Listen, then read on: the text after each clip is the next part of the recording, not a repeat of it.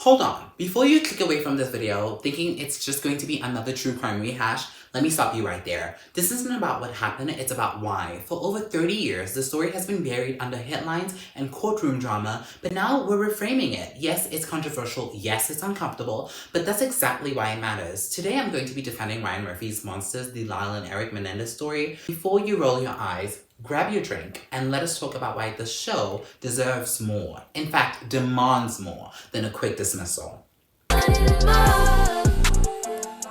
Ello Bandannas, Khumo, Markham here, and welcome back to my YouTube channel where people watch me speak about whatever crosses my mind, and I am okay with that. I know it's been a while, okay? But today we're going to be diving into the controversial pit that is Ryan Murphy's latest installment in his Monsters anthology series, The Lyle and Erik Menendez Story. You've seen the title, and I know, okay? It might sound wild. I mean, if you've been on this channel long enough, you probably remember my drama video where I dragged Ryan Murphy for that entire mess, but I also gave praise where it was due, because every situation isn't black and white.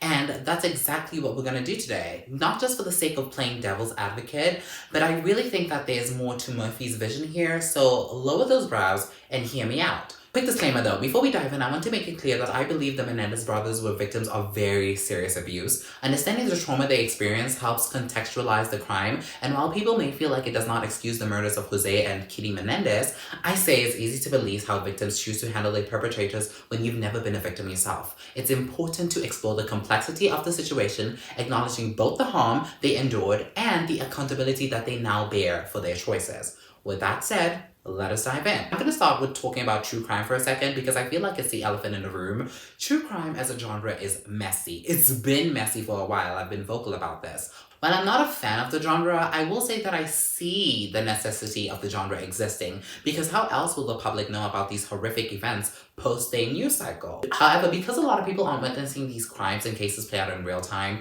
true crime has turned into one of those genres that people consume like candy, but don't really think about how it's being made or what the point of it is. It's very serious, and frankly, we're often too quick to treat it like entertainment, and that's exactly where the problem starts in my opinion.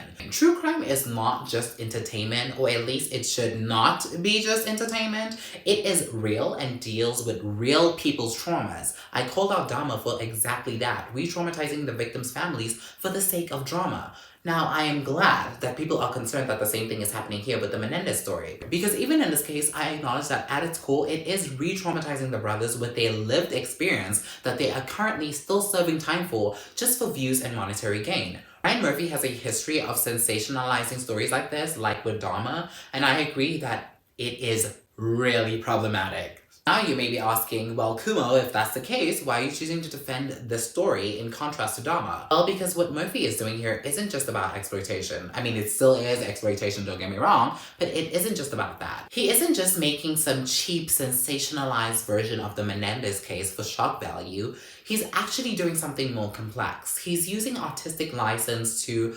recontextualize the story. He's not just retelling the same courtroom drama we've seen 100 times. He's trying to give us a deeper look at the psychology behind the crime. And what I appreciate about this, and what people are really missing, is that he isn't just telling the story from one perspective. In fact, he uses multiple perspectives, and I will elaborate on that because I think it's really fucking genius. But that said, this isn't a documentary, and I think most of you are forgetting that. I've seen the tweets, I've seen the TikToks. People are mad that Murphy is once again taking artistic license with the facts. Look, true crime is a genre, not a documentary format, and we need to be clear about the difference between the two. When you sit down to watch a Netflix dramatized series and expect to get 100% factual accuracy of the events that occurred, that is on you. Secondly, if your opinions on this case are so easily swayed by a bunch of hot actors reenacting hypothetical scenes, did you believe the brothers were victims to begin with? Quickly, because what you should be expecting is a narrative-driven exploration based on real events that are going to be fictionalized to some extent. Because one thing to note is that none of us were there. Murphy wasn't there. We weren't there, Netflix wasn't there, so you can't be expecting this 100% factual dialogue and sequence of events to be taking place in the series. The issue isn't that Murphy is playing with the facts, it's that we as viewers aren't critically thinking about how fiction and truth intertwine in storytelling. In an age where real media analysis is practically dead, maybe it's a good thing that we're getting shows like these to start conversations about how important it is to take a second to engage with art meaningfully before dismissing it. This brings me to the biggest point that I want to make: the dying art of media analysis. And yes, I'm going to rant about this because it needs to be said. We live in a time where people aren't engaging with media thoughtfully anymore. People watch shows like Monsters with the same mindset they have for a Marvel movie. Sit back, turn off your brain, consume, and move on. That is the problem. Art, especially art based on real life events, demands more than passive consumption. When I see someone on TikTok ranting about how Ryan Murphy is trying to paint the brothers as monsters, or, oh, this isn't even accurate, he's perverted, why would he insinuate that the brothers were incestuous? It's like, are you engaging with the material at all? Or are you just reacting? And most importantly, did you do your research before watching the show? And did you make it past the first 2 episodes? Ryan and Ian were making a statement about the media and its role in shaping public perception. The Menendez case was a media circus. Let's not forget that. Just like OJ, just like Dahmer, the media turned the brothers into cold-blooded monsters without asking deeper questions. Murphy's show is in many ways a critique of how the media flattens these complex stories into easily digestible narratives, and boy, were they so many narratives. Parts of the series that you guys are angered by and disgusted by for being shown, those parts derived from all the notions that people were cooking up about the brothers at the time. The show delves into the perspectives and perceptions of all parties involved with this case, including the victims, the perpetrators, the media, the jury, but most importantly, the public. For example, episode 1 was from the perspective of the public, or the press. This episode introduces the Menendez case by diving into the media frenzy that erupted after the murders. It explores how the press sensationalized the case, framing it from the outset as a story about 2 spoiled rich kids gone rogue. The media's role in shaping the initial public perception before the brothers even stood trial takes center stage, highlighting how quickly narratives form in the court of public opinion. This would become the #1 narrative that we come to know till this day. Lyle and Erik Menendez brutally murdered their wealthy parents, Jose and Kitty Menendez, in cold blood, then went on a spending spree with their inheritance money. And this is what made people upset, because they think that the rest of the show follows this POV that's framing the brothers as monsters and not the victims that we know. Episode 2 and 3 follows the investigators as well as the public's perspective. These episodes follow the detectives and law enforcement officials who first arrived at the Menendez mansion, reconstructing the crime scene and starting to build their case. The focus here is on how the investigators navigated the web of lies, misleading stories, and inconsistencies that would ultimately lead them to suspect Lyle and Erik and lead to the eventual arrest of the brothers. And now we come to the episodes that many of you were expecting this entire series to be. Episode 4 and 5. The victims' perspectives. These are finally the episodes that are primarily told from the brothers' point of view. This is where they finally highlight their upbringing as well as the abuse they had to put up with from both their parents, which presented a totally different perspective that helped us understand the psychology behind the actions they decided to take. And while we're here, can we please take a moment for the brilliance that is episode 5? Phenomenal work. The cinematography, the script, the pacing, the acting, the fact that it was taken in one shot, absolutely fucking brilliant. Give Cooper his Emmys now, okay? Give the entire cast their Emmys. Give Ryan Murphy his Emmys.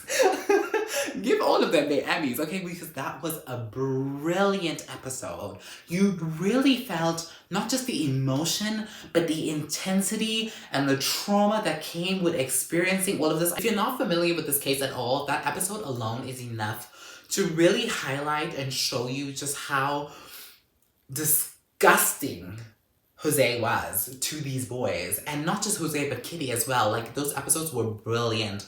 But I also really want to encourage people to read up more on this case. I mean, I learned about this case in 7th grade, which was approximately, 20 years after they were arrested. So to really witness that episode play out in that manner, it was really something else. If you're not going to watch the rest of this series, at least watch episode 5, because that episode Wow, no words. Episode 6, we followed the perpetrator's perspective. This episode was told through the parents' perspective, revealing who the real monsters were, to be honest. But even with this framing, it isn't just black and white. It really shed on light on the saying that people aren't born monsters, they are made into monsters. Because you learn that Jose's upbringing sets in motion for the absolutely horrific acts he would commit on these poor boys. And I do not know how true that is. You might have to fact check that because it's one thing that I did not fact check myself. Then we finally got into the final episodes, which were episodes 7, 8, and 9.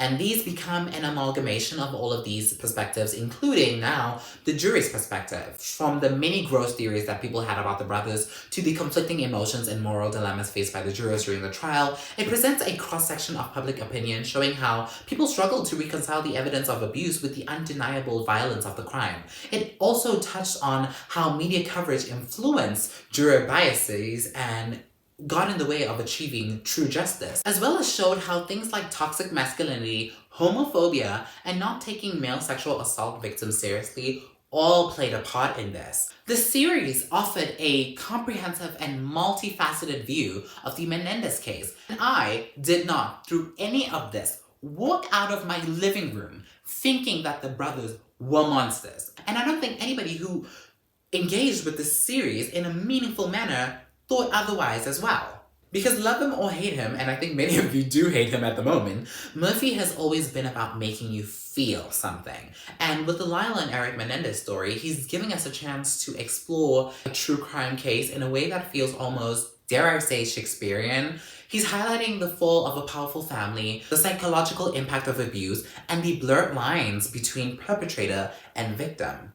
It's all really just brilliant. And do not get me wrong, there are still a number of issues with this series, okay? From the homoerotic portrayal of the brothers, that was concerning, to the somewhat harsh portrayal of Lyle Menendez's character, to the fact that the series was made to begin with, because let's keep it a buck, okay? I fully acknowledge and understand the critiques this show has received, but it's not this abomination of a show, simply because it challenges your idea of what a victim should be, which is a big fucking problem with society. We tend to not only sensationalize, but romanticize these real people that we never want to hear anything outside of our truth about their stories. The perfect victim isn't alive. I repeat, the perfect victim is not alive right now. In fact, they shouldn't be a thing as a perfect victim. I see how people reacted when pictures of Gypsy's mom came out and everybody was turning their backs on her, forgetting what led her to take that course of action to begin with. And I think that the portrayal of Kitty and Jose Menendez's murder in this series is having the same effect on people. The truth is, art, especially art that deals with real life events, is supposed to be complicated. It's supposed to make you uncomfortable. Murphy's approach won't be everyone's cup of tea. I fully acknowledge that. But I do think that this show in particular deserves more credit than what it's getting. And in a time where media analysis seems to be on life support, the show is asking us to do more than just passively consume. It's asking us to think, to question, and to engage with the messy, uncomfortable complexities of true crime. And I also think that it is kind of calculated how this series came out just 2 weeks before the Netflix documentary of the same subject matter that actually includes the Menendez brothers is supposedly gonna come out, okay? It's almost as if they knew that the conversations around the show would garner enough hype and attention for the documentary where they can see the real facts. So essentially, regardless of our reactions, Netflix was always going to profit from this. And yeah, those are my final closing thoughts, because I just feel like media analysis is dead and people can't, the way people just interact with art and the way people engage with art is just really concerning to me. And I just feel like I am yet to see valid criticism of the show, because everybody is just saying, well, how can Ryan Murphy get away with this? But it's like, what actually are you saying? Like, what are the problems that you're actually having with the show? And nobody seems to give me that, because it's all about reactions and not much reason behind those reactions. But yeah, those are my thoughts on this entire thing. Let me know what are yours down below. Okay, I would really love to hear your thoughts and engage with them. Feel free to check me Feel free to come at me if you want to. We can have meaningful discussions or we can fight. I'm good with whatever. Yeah, I love you guys and I will see you guys really soon because Hot Stuffer is coming out. Yeah, so I will be back here really soon. And yeah, love you guys and I will see you guys in the next one. Remember, if you do not slay, you do not say. Bye.